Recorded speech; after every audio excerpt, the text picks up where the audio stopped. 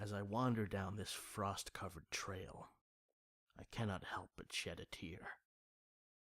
This is what my existence had come to. I do not expect you to understand what I feel. However, just for my own comfort, I will try to explain it to you. She said she was different. She said I was different. I was a fool to follow her so willingly. Behind those beautiful brown eyes, I thought it was compassion, perhaps even love. That is how she hooked me. She told me everything I wanted to hear. She tightened her hold over my heart.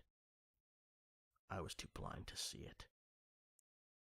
Living your entire life alone does that to a person.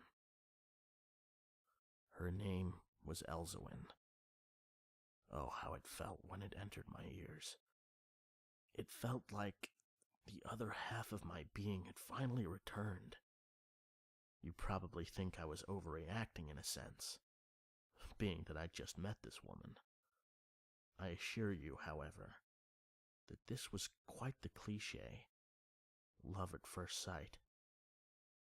From that day on, I lived my life not for myself, but for her. I walked with her every single day, assuring her that she was all right. Eventually, on a beautiful winter night, I told her of my obvious affection towards her. Her response was unexpected. This is where my story turns quite sour. She shoved a sharp blade into my chest. Not figuratively, but literally. I had not even seen the knife when I first approached. As I felt the sharp metal puncture my torso, my sentence was cut off. Words were replaced with blood. I fell to the ground for what seemed like an eternity, or at least long enough to remember all of the wonderful times we had. As I hit the ground, I suppose you could say that I was knocked back into reality.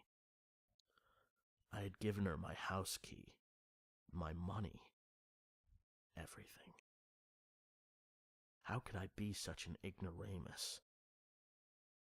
My happiness flowed out with my blood, hitting the snowy grass below me.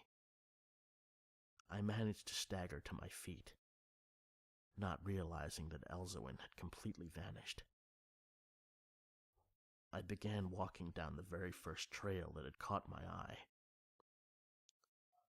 It was obvious to me that I wouldn't make it.